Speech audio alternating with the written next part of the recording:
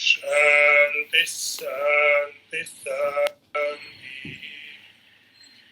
शंकरं शंकराचार्यं केशवं वादरायणं सूत्रभाष्य कृतौ वन्दे भगवन्तौ पुनः पुनः। ईश्वरो गुरुरात्मेति मूर्तिभेद विभागिने व्योमवद्व्याप्तदेहाय दक्षिणामूर्तये नमः। ओम शांति शांति शांति।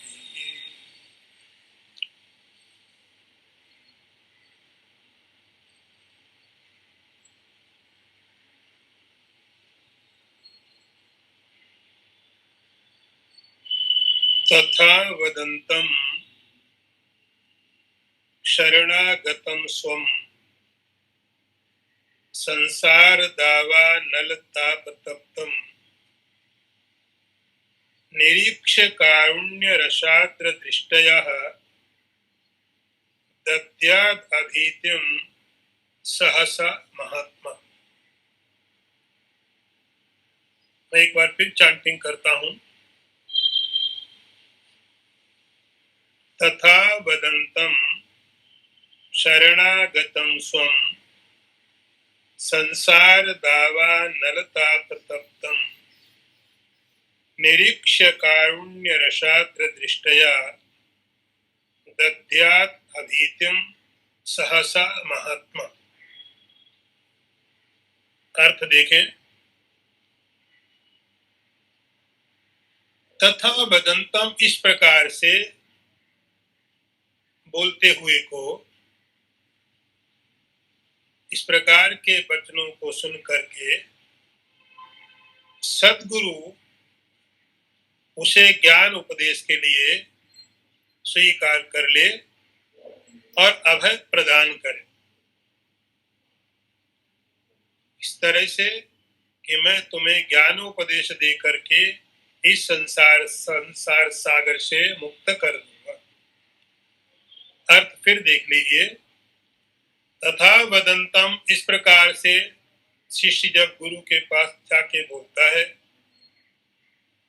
उसको सुनकर के सद्गुरु उससे ज्ञान उपदेश के लिए स्वीकार कर ले और उसे अभय प्रदान करता हुआ कि मैं तुझे ज्ञान उपदेश दे करके इस संसार से मुक्त कर दूं।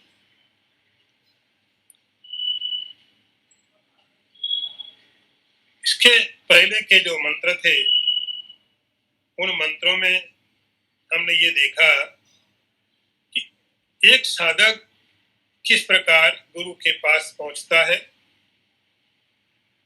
और अपनी जो समस्याएं हैं, जो उसके भय हैं, वो सब बताता है।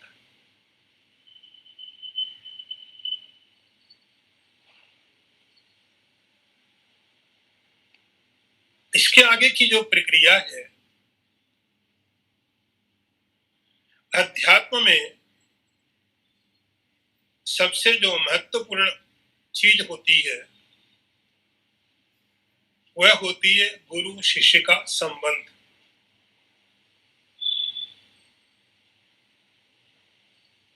ये घटना अध्यात्म की सबसे महत्वपूर्ण घटना है कि गुरु शिष्य के बीच का जो संबंध है, इन दोनों में, दोनों को ही अपने अपने हिस्से के जो रोल है वो प्ले करने पड़ते हैं। एक व्यक्ति से होने वाला नहीं। अकेला गुरु चाहे कि मैं शिष्य को प्रदान कर दूं ज्ञान, कितना भी चाहे वो गुरु शिष्य को ज्ञान नहीं दे सकता, क्योंकि ज्ञान ट्रांसफरेबल नहीं। इसको दिया ऐसे नहीं दिया जा सकता कि मैं अपना ज्ञान तुमको दे देता। तो गुरु शिष्य के बीच का जो संबंध है, जो रिलेशनशिप है, इस अध्यात्म में सबसे ही महत्वपूर्ण हिस्सा वो है। दोनों को अपने अपने काम पूरी तरह से करने पड़ते हैं। शिष्य चाह करके नहीं दे सकता, गुरु चाह करके दे नहीं सकते। जब वो दोनों मिलकर के काम करते हैं, सहना भवतु सहनौ भुनक्तु सह वीर्यम करवावहै, तो जब वो दोनों मिलकर के काम करते हैं, उसके बाद में इस अध्यात्म ज्ञान की प्राप्ति होती है।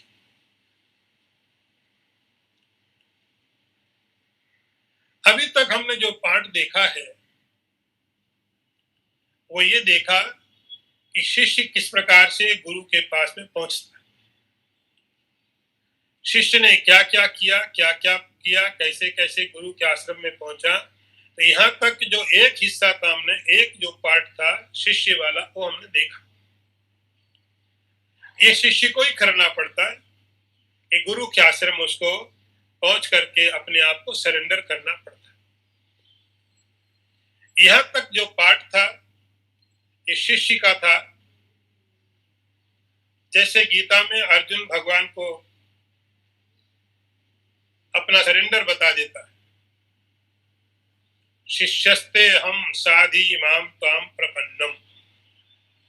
तो जब ये सरेंडर हो जाता है, उसके बाद अब गुरु की ड्यूटी शुरू होती है। यहाँ शंकराचार्य जी ने पूरी इस प्रक्रिया को, पूरी इस व्यवस्था को, किस प्रकार से शिष्य गुरु के आश्रम में पहुंचा और पहुंचने के बाद उसका जो काम था, साधन चतुष्टय संपन्न है, गुरु के आश्रम में पहुंच गया है, सरेंडर कर दिया है, अपनी समस्याएं बता दी हैं और गुरु के आगे जाके बैठ गया। यहां से गुरु का जो पार्ट, गुरु का जो रोल है वो स्टार्ट होता है। तो आगे यहाँ ये मंत्र और इसके आगे वाला जो मंत्र है, इन दो मंत्रों में ये बताया जा रहा है कि उसके बाद गुरु की क्या ड्यूटी बनती है, गुरु को किस प्रकार से रिएक्ट करना चाहिए। इस प्रकार जब शिष्य बोले तो गुरु का रिएक्शन कैसा होना चाहिए। वैसे तो आत्मवेत्ता होने के बाद, सेल्फ रियलाइज्ड होने के बाद उसकी कोई ड्यूटी नहीं है, वो सभी कर्तव्य से ऊपर है, उसकी कोई ड्यूटी नहीं है, कोई कर्तव्य नहीं है। उसको यहां तक कि वेद भी उसको कोई जिम्मेदारी नहीं दे सकते, फोर्स नहीं किया जा सकता है, ये तुम्हारा कर्तव्य है।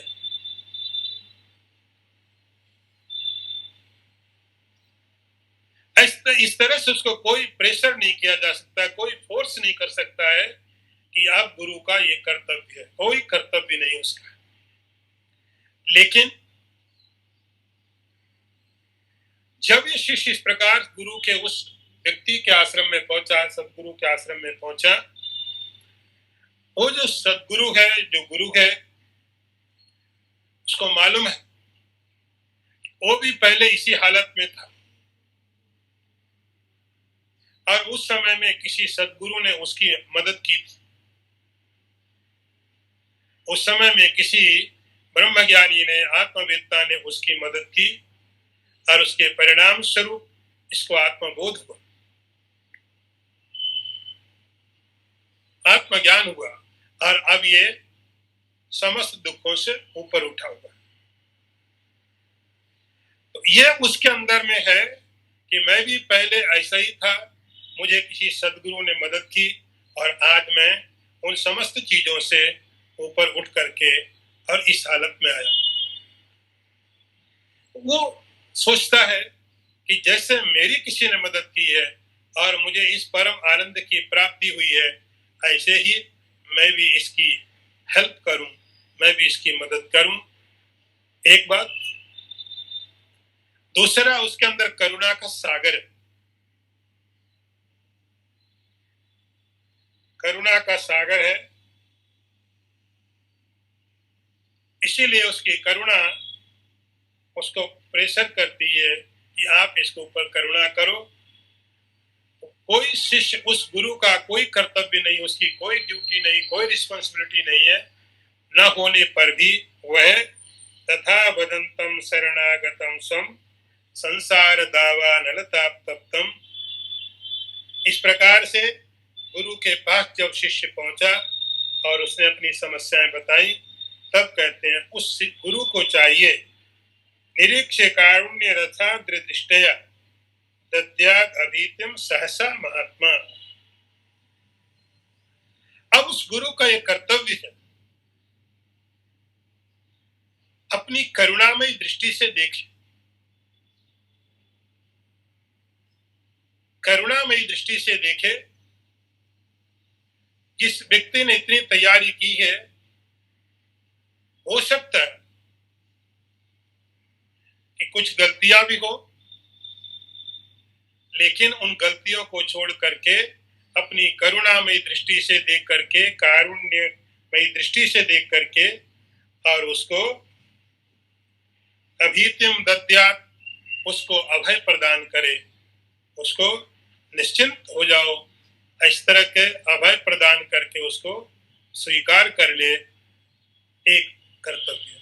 इसके आगे का मंत्र देखिए, विद्वांस तस्मा उपशक्ति मीयुषे मुमुक्षवे साधु यथोक्त कारिणे प्रशांत चित्ताय समन्विताय तत्वोपदेशम कृपयैव कुर्यात्। मैं एक बार फिर चार्ट करता हूं, धीरे धीरे आप थोड़ा शब्दों को समझिए। विद्वांस तस्मा उपशक्तिम ईयुषे मुमुक्षवे साधु यथोक्त कारिणे प्रशांत चित्ताय समन्विताय तत्वोपदेशम कृपयैव कुर्यात्। इसका अर्थ देखिए, शरणागत की इच्छा वाले इस मुमुक्षु, आज्ञाकारी, शांत चित्त, समाधि, षट संपत्ति से संयुक्त ये साधु शिष्य को गुरु इस प्रकार कृपा करके तत्व का उपदेश करे। अर्थ फिर देख लीजिए कि गुरु उसकी शरणागत में आए हुए ये जो शिष्य है, ये कैसा है? मुमुक्षु है, आज्ञाकारी है, शांत चित्त है, शम दमादि षट संपत्ति से संयुक्त है। ऐसे साधक को गुरु कृपा करके उपदेश, तत्व का उपदेश, तत्वोपदेशम कुर्यात्, तत्व का उपदेश करे। तो अब जो गुरु का पाठ है कि पहले उसने देख लिया, मेरे पास आ गया, तो शंकराचार्य जी कहते हैं शिष्य जो गुरु के पास आया वो कैसा है? शरणागत के लिए है, शरण में आया हुआ है, और गुरु ने उसकी परीक्षा भी कर ली, उसकी परीक्षा भी कर ली। जब आप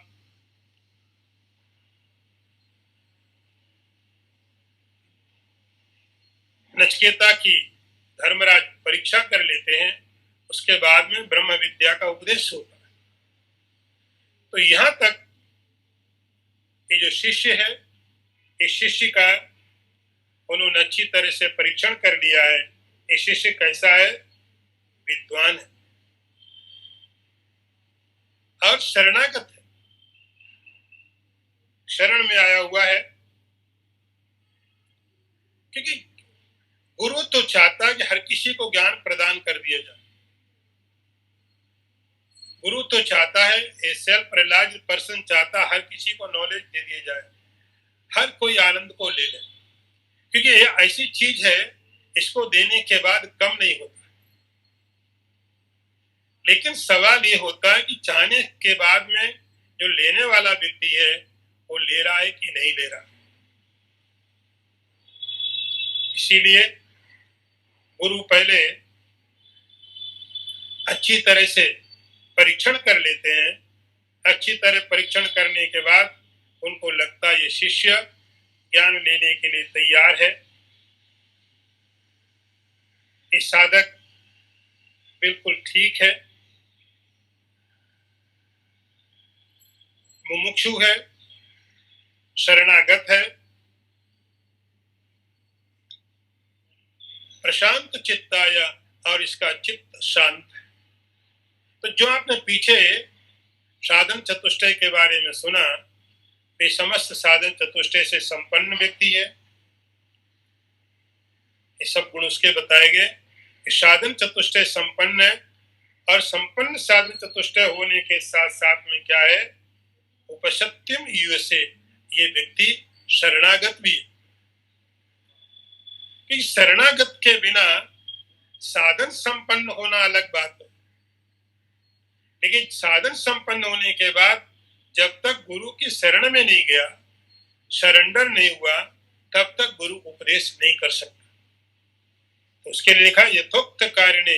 यथोक्त कारिणे, आप अपने बुद्धि अलग रख दो, दूसरी वाली। जो भी गुरु ने बोला उसको ठीक से सुन लिया, जैसा आदेश दिया उसको वैसे ही मान लिया। यथोक्त कारिणे, ऐसे शिष्य को शंकराचार्य जी बोलते हैं तत्वोपदेशम कृपैव कुर्यात। गुरु को चाहिए उसको तत्व का उपदेश करना चाहिए। तत्व का उपदेश, पेशा में तत्व बोध पड़ा। तत्व का उपदेश गुरु को, ऐसे व्यक्ति को, ऐसे साधक को करना चाहिए। तो ये जो दो मंत्र हैं, इन दो मंत्रों में यह बताया गया कि जब साधन चतुष्टय संपन्न अधिकारी गुरु के पास पहुंच जाता है, सरेंडर कर देता है, समर्पित हो जाता है, उसके बाद गुरु को उसका जो हिस्सा है, उसका जो पार्ट है, दो भागों में बताया गया कि गुरु को उसको अभय प्रदान करे, अभय प्रदान करके उसको स्वीकार कर ले, और स्वीकार करके क्या करना, तत्व का उपदेश गुरु उसको दे। तो इस तरह से दो मंत्रों में जो गुरु का कर्तव्य है उसको यहाँ पर बताया गया। अब आगे का मंत्र देखिए।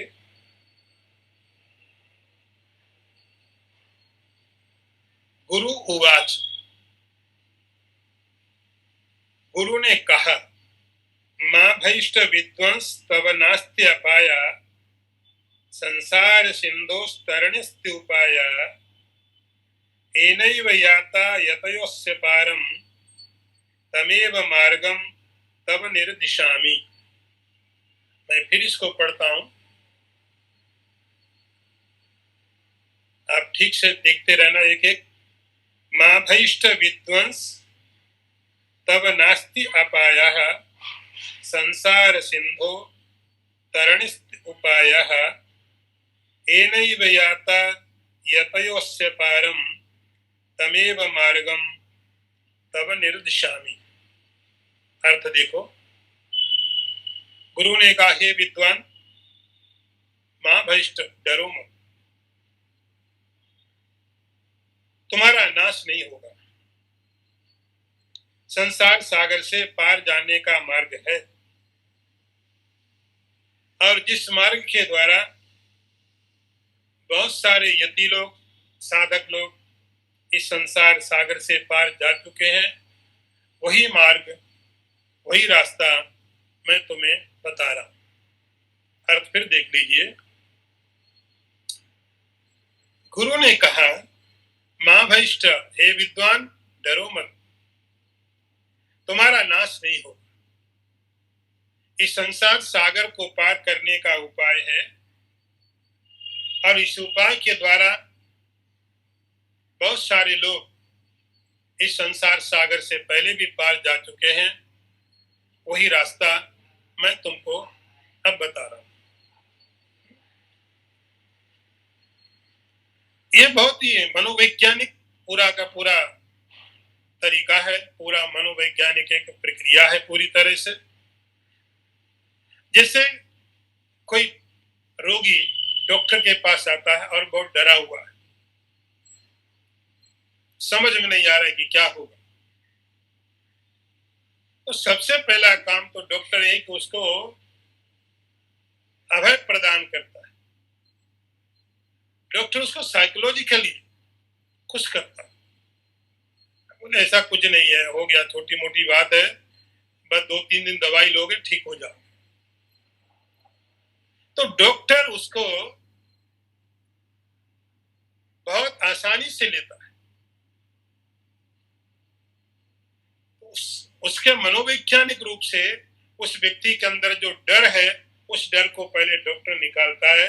ऐसा कुछ नहीं, छोटी सी समस्या है और जल्दी दवाई लो, 2-4 दिन में ठीक हो जाओ। हो सकता है कि बीमारी बड़ी, डॉक्टर इस बात को समझता है, तो डॉक्टर उसके परिवार वालों को बता देता है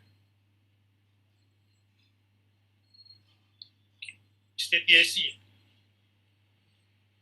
लेकिन उस रोगी को मनोवैज्ञानिक रूप से तैयार करने के लिए डॉक्टर उसको इस प्रकार के आश्वासन देता है। वो आश्वासन झूठे हो सकते हैं, लेकिन बहुत उपयोगी होते हैं, बहुत उपयोगी होते हैं।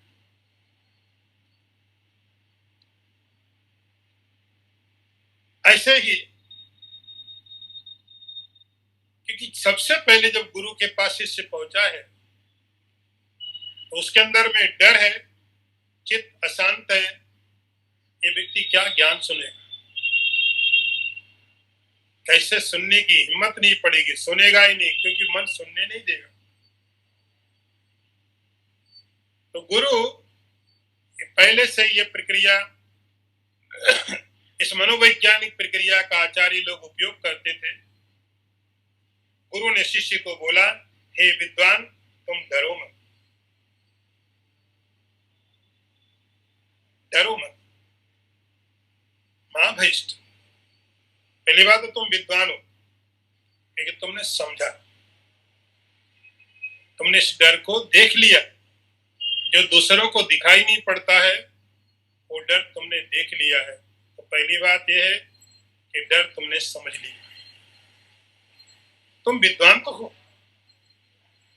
लेकिन तुम्हें डरने की जरूरत नहीं।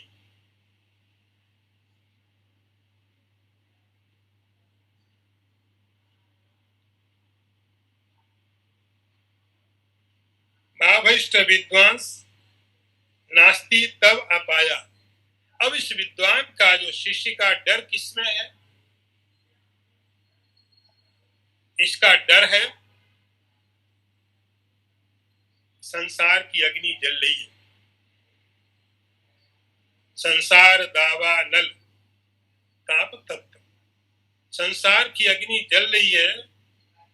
तो गुरु ने बोला, इसमें तुम्हें कोई नुकसान होने वाला नहीं है, नास्ति तब अपाया, इसमें तुम्हारा कोई नुकसान नहीं है।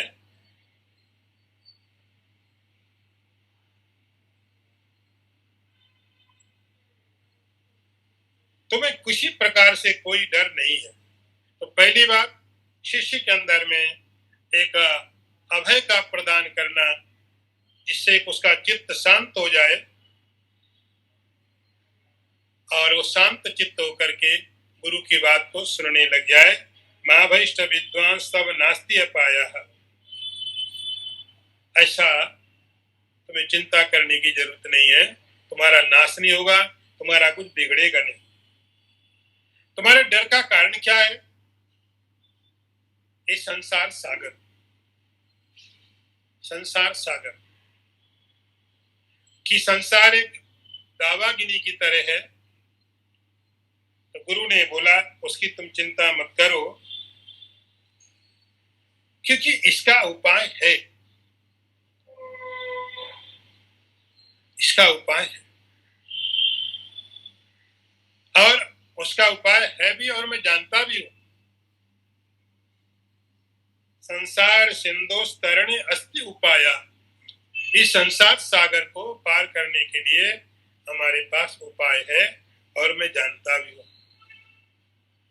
एक बहुत ही महत्वपूर्ण बात यहाँ पर जो गुरु कह रहे हैं, ये जो मार्ग है, ये जो रास्ता है, जो मैं तुम्हें दिखाने वाला हूं, मैं तुम्हें बताने वाला हूं, संसार सागर से पार होने वाला, ये नहीं वयाता यतयोस्य पारम, इस मार्ग के द्वारा, इस रास्ते के द्वारा बहुत सारे लोग इस संसार सागर से पार हुए। एक बात समझनी बहुत जरूरी यहाँ पर यह है, जिससे कोई व्यक्ति इस बात के लिए दावा करता है, कोई ये बोलना शुरू कर देता है कि मुझे अचानक ऐसा ज्ञान पैदा हो गया, अचानक मुझे कि मैं दोपहर को अपने गार्डन में बैठा था, आराम कर रहा था, और अचानक मुझे ऐसा मालूम पड़ने लग गया कि मैं डॉक्टर बन गया। अचानक मुझे ऐसा एहसास हुआ, आई रियलाइज्ड, मैं डॉक्टर बन गया, ऐसा मुझे मालूम पड़ने लगा अचानक कि मैं अपने गार्डन में बैठा था, रिलैक्स कर रहा था, बढ़िया से शांति से बैठा था, आंखें थोड़ी बंद हुई और मन थोड़ा शांत हुआ, और ऐसा ज्ञान अंदर में आ गया कि मुझे लगा कि मैं डॉक्टर बन गया, हार्ट स्पेशलिस्ट, सर्जन बन गया। ये मेरा अनुभव है। उसके बाद अब मुझे जब हो ही गया, मैं सर्जन हो गया हूं, तो मैं किसी का भी ऑपरेशन कर सकता हूं, अब फ्री ऑफ कॉस्ट करूं, उसका कोई चार्ज नहीं लूंगा।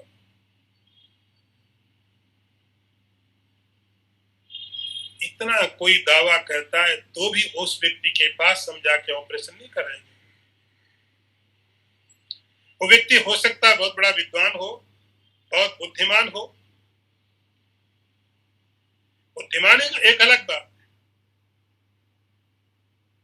लेकिन ये हमें पता है कि किसी का एक अच्छा सर्जन होने के लिए, एक अच्छा हार्ट स्पेशलिस्ट सर्जन होने के लिए, उसके लिए पूरी की पूरी मेडिकल साइंस उसको फॉलो करनी पड़ती है। आपकी बुद्धिमत्ता, किसी व्यक्ति की बुद्धिमत्ता एक साइंस को फॉलो करे, तब आपकी बुद्धिमत्ता सार्थक होती है। आप बुद्धिमान हैं, अपनी बुद्धि को जो मेडिकल साइंस है उसके साथ आप जोड़िए, और मेडिकल साइंस के साथ जोड़ करके आप अपनी बुद्धिमत्ता के साथ आगे बढ़िए, लेकिन आपको मेडिकल साइंस साथ में लेकर के चलना पड़ेगा। आपको बताना पड़ेगा कि मेडिकल साइंस इसका बेस, और उस बेस के ऊपर भी इन लोगों का ट्रीटमेंट किया गया है। अभी हम लोग एक जैसे समय से निकल रहे हैं कि जब तक कोई मेडिसिन टेस्टेड ना हो, क्लिनिकली जब वो टेस्ट नहीं हो सकती है ह्यूमन बीइंग के ऊपर में, आप कैसे कैसे किसी को दे सकते हो? जब तक कोई मेडिसिन, कोई डॉक्टर आके दावा कर दे कि मुझे ऐसा हो गया कि मैं जानता हूं ये मेरी जो मेडिसिन है ये तुरंत बीमारी को दूर कर देगी, लेकिन मैंने कभी टेस्ट नहीं किया, ये तो मेरा रियलाइजेशन, हम भरोसा नहीं कर सकते। हम किसी व्यक्ति कैसे रियलाइजेशन में भरोसा नहीं कर सकते, हमें टेस्टेड चाहिए।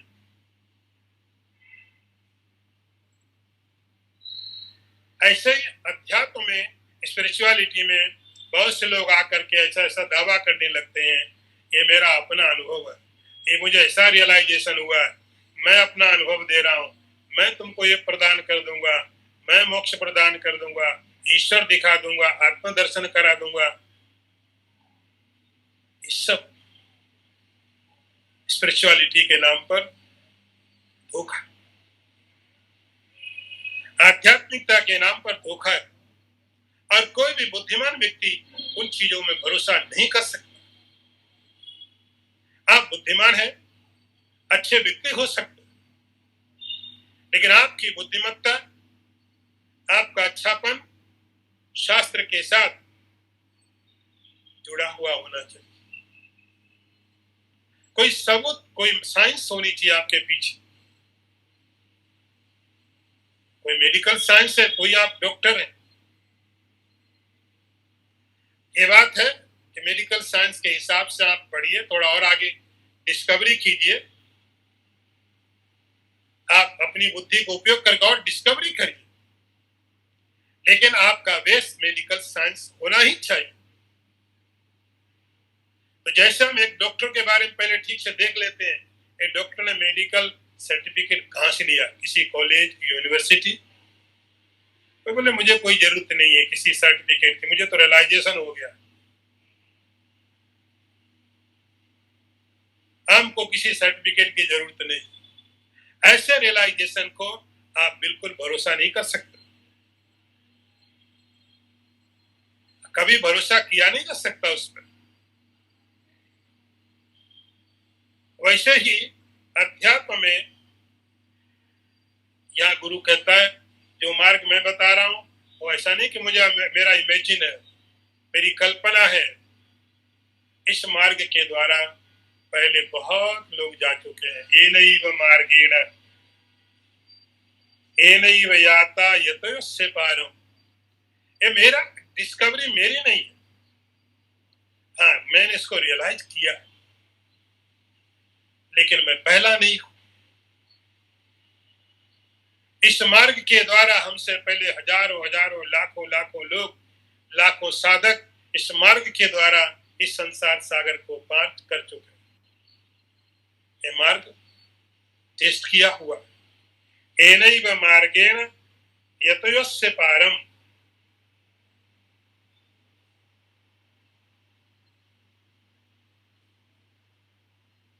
ये मेरी कोई कल्पना नहीं है।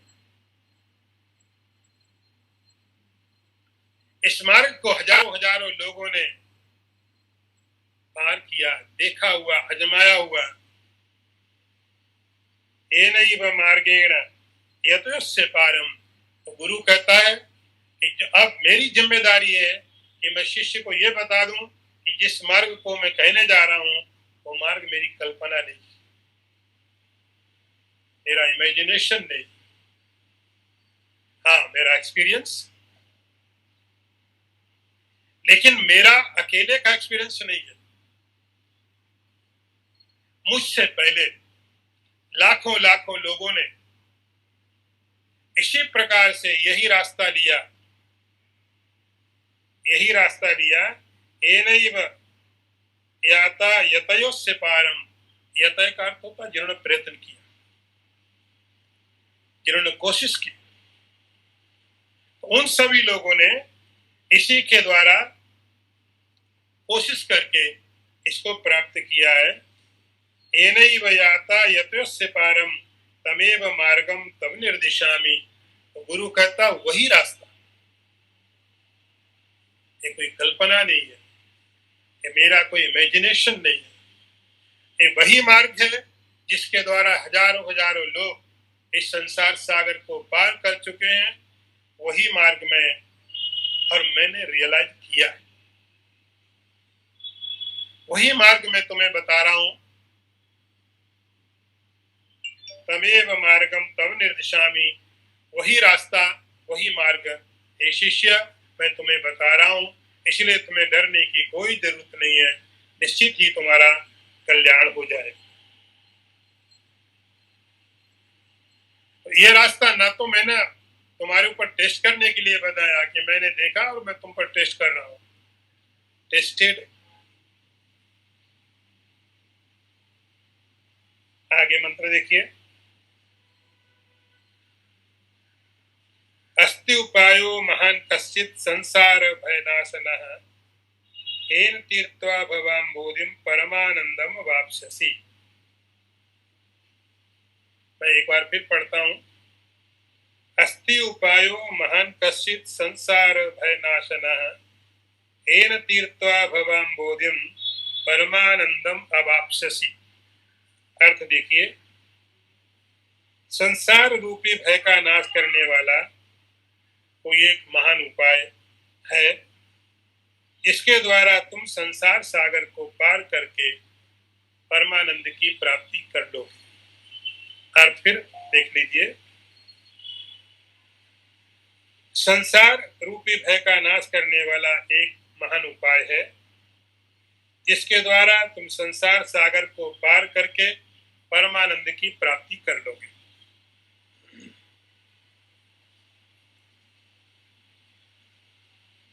गुरु का पाठ चल रहा है, गुरुवाद गुरु ने बोला, तो पहले में तो गुरु ने बोला महाभष्ट तुम डरो मत, शांत हो जाओ, रिलैक्स, क्योंकि अब सुनने की क्षमता बढ़ जाएगी, समझने की ताकत बढ़ जाएगी। इसलिए गुरु ने उसको बोला शांत हो जाओ। और ऐसा नहीं केवल बरबली बोल दिया शांत हो जाओ और हो जाए, उसको उसका उपाय बताया, उसका कारण दिया, तुम्हें शांत हो जाना चाहिए क्योंकि ये सब चीजें हैं। आगे गुरु ने बोला अस्ति उपाया महान कश्चित संसार भय नाशना। ये जो संसार रूपी भय है इसको नाश करने के लिए एक उपाय है और बहुत महान उपाय। ये बहुत उपाय भी नहीं है, ये भी कर लो, वो भी कर लो, ये भी कर लो, वो भी। जैसे आप किसी लक्ष्य के नजदीक जाते रहते हो, आपके रास्ते उतने कम होते रहते हैं। आप जितनी ज्यादा दूर हो उतने रास्ते ज्यादा हो सकते हैं, लेकिन जितने जितने आप नजदीक हैं और रास्ते उतने उतने कम होते जाएंगे। ये विद्वान है, सब कुछ कर चुका है, साधन चतुष्टय संपन्न है, शरणागत है, सुनने को तैयार है, विद्वान है। गुरु ने कहा अब तुम्हारे लिए एक मार्ग बचा हुआ है और बहुत महान मार्ग।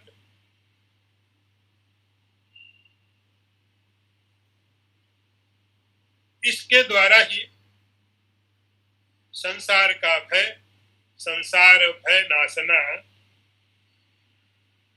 एन तीर्थवा भवाम बोधिम परमानंदम अवाप्स्यसि। अब इस मंत्र में गुरु ने शिष्य को दो चीजों की बात बताई, ये छूटेगा और ये प्राप्त होगा।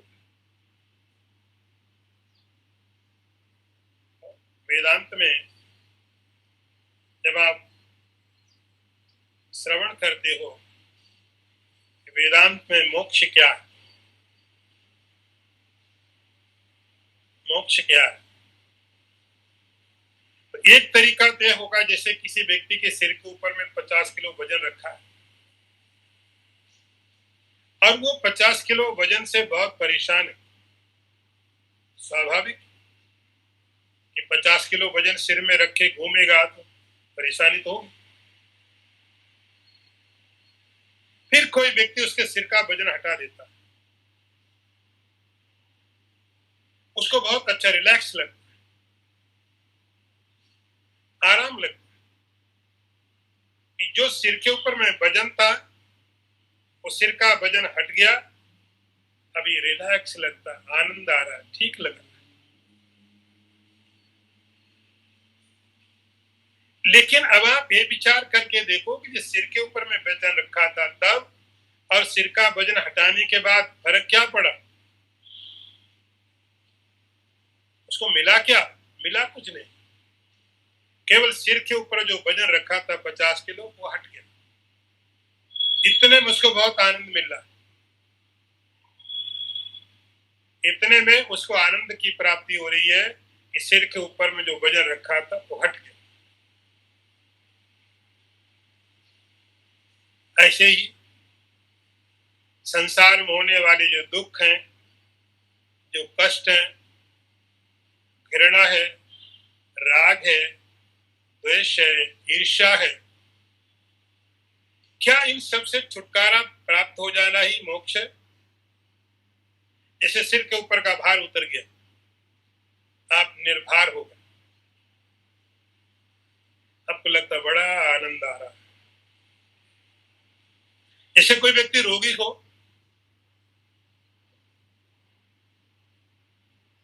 और रोग जाने के बाद उसको कहता ठीक, अब बड़ा अच्छा लगा। तो जैसे रोग की निवृत्ति हुई या सिर के ऊपर का भार हट गया, लेकिन प्राप्त कुछ थोड़ी हुआ, सकारात्मक कुछ भी नहीं हुआ, प्राप्ति कुछ भी नहीं हुई।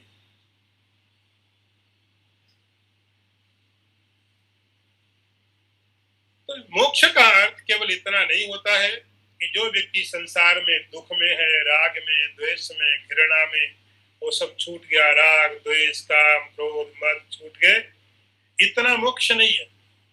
शिष्य को गुरु ने कहा परमानंदम अवाप्स्यसि। मैं तुम्हें जिस ज्ञान की बात कर रहा हूं, मैं जिस मार्ग की बात बता रहा हूं, उस मार्ग में केवल तुम्हारे दुख कष्ट छूटेंगे ही नहीं। मोक्ष नकारात्मक नहीं है, अभाव रूप नहीं है। दुख का अभाव, राग का अभाव, द्वेष का अभाव, घृणा का अभाव, इसका नाम मोक्ष नहीं। इसलिए वेदांत में बात और थोड़ा ध्यान समझना है। वेदांत में गुरु कहता है कि तुम्हें एन तीर्थवा भवाम बोधिम,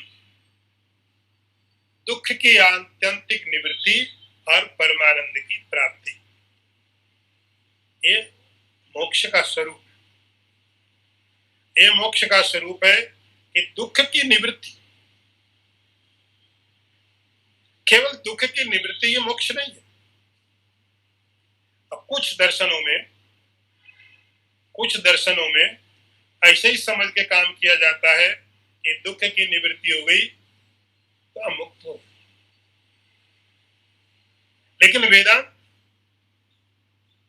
वेदांत में जो मोक्ष की प्राप्ति है वो नकारात्मक नहीं है, अभाव रूप नहीं है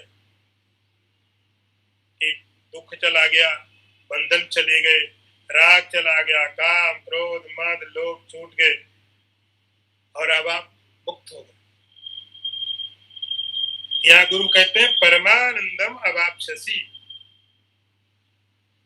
केवल दुख की निवृत्ति रूप मोक्ष नहीं है,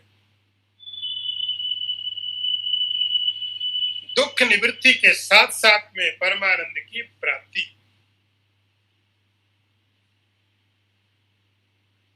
ऐसे आनंद की प्राप्ति, परमानंद आत्यंतिक। एक तो दुख की आत्यंतिक निवृत्ति, आत्यंतिक का अर्थ होता है कि दुख निवृत्त हुआ, दोबारा लौट के नहीं आए, उसको आत्यंतिक बोलते हैं। ये दुख अभी निवृत्त हुआ लेकिन कल को फिर आ जाए, 2 महीने बाद फिर आ जाए, 6 महीने बाद फिर आ जाए। आत्यंतिक का अर्थ है दुख पूरी तरह निवृत्त हो जाए और दोबारा लौट के दुख नहीं आए, घृणा नहीं आए, राग नहीं आए, द्वेष नहीं आए, काम नहीं आए, क्रोध नहीं आए, ये हुआ नकारात्मक। लेकिन इसके साथ में परमानंद की प्राप्ति, परमानंदम अवाप्स्यसि, हे शिष्य तुम्हें परम आनंद की प्राप्ति होगी, ऐसे आनंद की प्राप्ति होगी जो कभी जाएगा नहीं, ऐसे आनंद की प्राप्ति होगी जो कभी जाएगा नहीं। परम आनंद का अर्थ हुआ ऐसा आनंद जो एक बार आ जाएगा ये दोबारा जाएगा नहीं। तो यहाँ गुरु ने शिष्य को वेदांत दर्शन में, वेदांत फिलोसफी में जो मोक्ष का वर्णन किया जाता है, मोक्ष का लक्षण है, गुरु ने संक्षेप में शिष्य को मोक्ष के बारे में बता दिया कि तुम्हें क्या होगा, तुम किस स्टेट में पहुंचोगे। इस ज्ञान को प्राप्त करने के बाद तुम्हारी स्थिति क्या होगी, तो गुरु ने इसमें बता दिया। अब अगला मंत्र देखिए।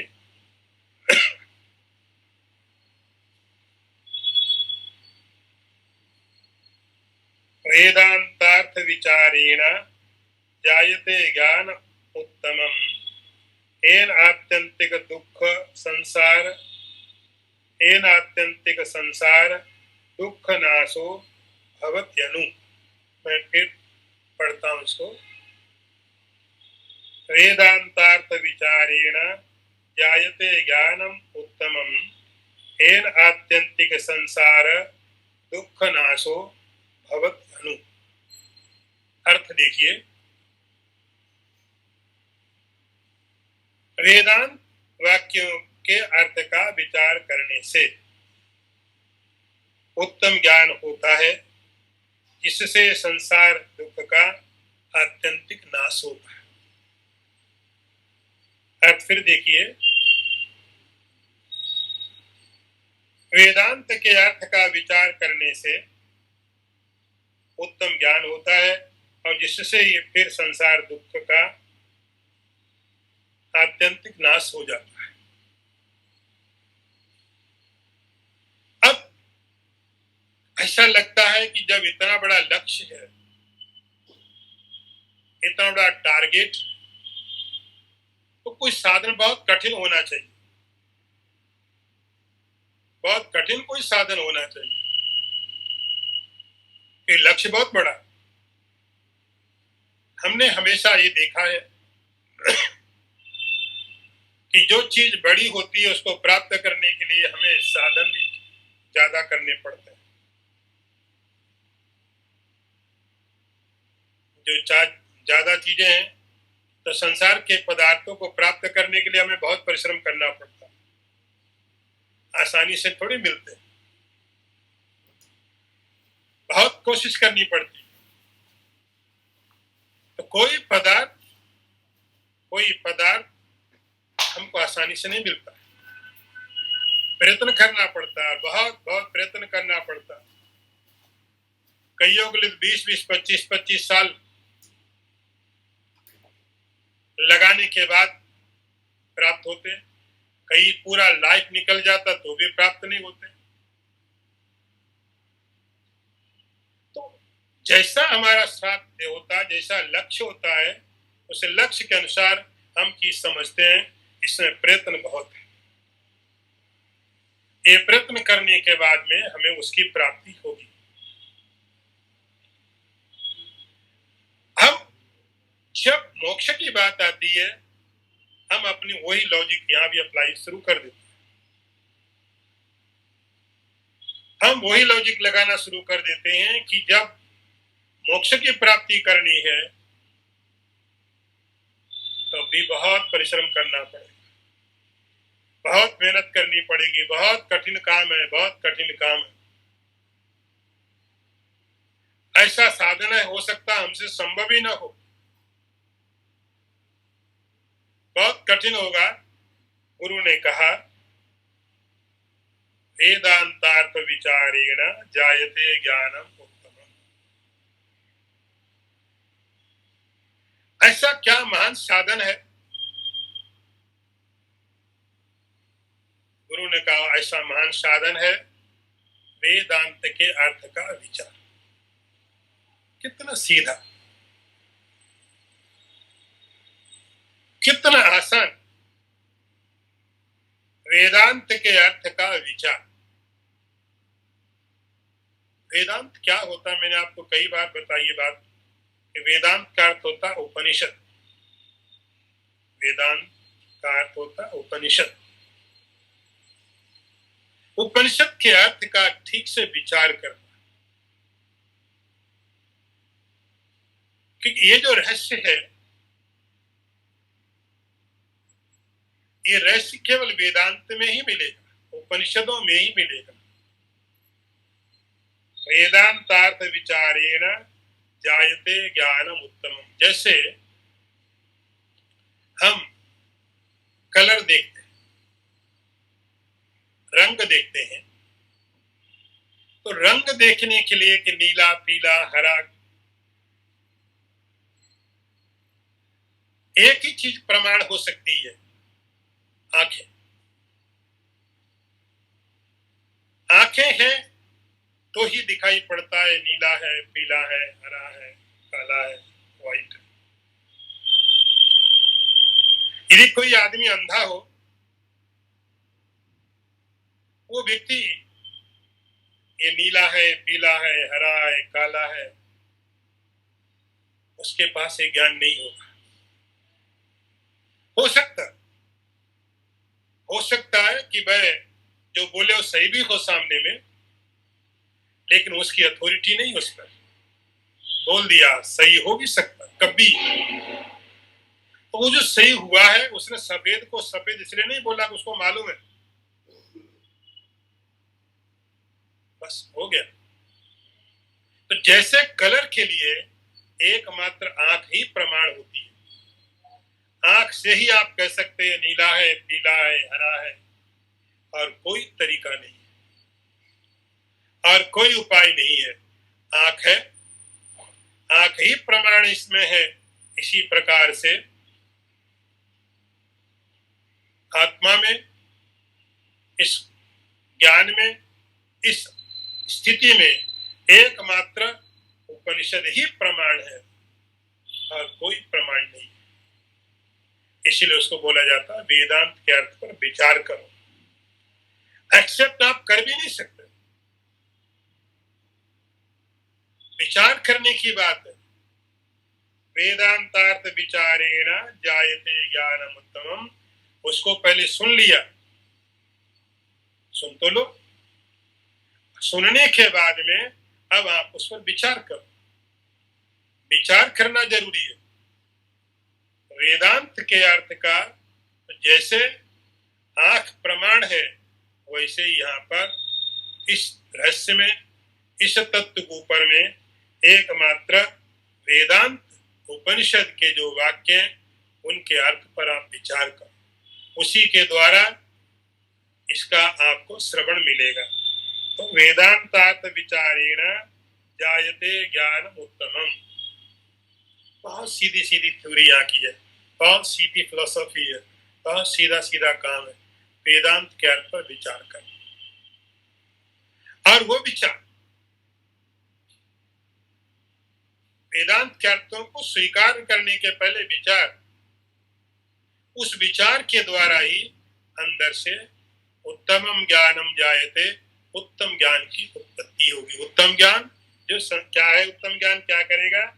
एन आत्यंतिक संसार दुख नाशो भवत्यनु, उसके पश्चात, उस ज्ञान के होने के बाद में ही शर्त कि जब तक वो ज्ञान नहीं होगा तब तक ये संसार पर आप विचार कर सकते हो, कुछ भी समझ सकते हो, लेकिन होगा कुछ नहीं। तेर आत्यंतिक संसार दुख नाशो भवत्यनु, उसके बाद, इस ज्ञान के होने के बाद, विचार से उत्पन्न हुआ जो ज्ञान है, उसके बाद ही आत्यंतिक दुख की निवृत्ति। दुख की निवृत्ति इस प्रकार से कभी दोबारा लौट के नहीं आए, ऐसा जो आत्यंतिक दुख की निवृत्ति, उस केवल एकमात्र ज्ञान के द्वारा होगी। ज्ञान ही जो वेदांत के अर्थों पर विचार करने से हुआ है। तो गुरु ने शिष्य को इस प्रकार से बोला कि तुम चिंता मत करो, उपाय बहुत श्रेष्ठ है, बहुत आसान है, इसलिए डरने की कोई जरूरत नहीं है, तुम्हारे दुख का नाश हो जाएगा। उसके आगे का विचार करेंगे। ओम पूर्णमदः पूर्णमिदं पूर्णात् पूर्णमुदच्यते पूर्णस्य पूर्णमादाय पूर्णमेवावशिष्यते। ओम शांति शांति शांति। शंकरं शंकराचार्यं केशवं वादरायणं सूत्रभाष्य कृतौ वन्दे भगवन्तौ पुनः पुनः। ईश्वरो गुरुरात्मेति मूर्तिभेद विभागिने व्योमवद्व्याप्तदेहाय दक्षिणामूर्तये नमः। ओम शांति शांति शांति।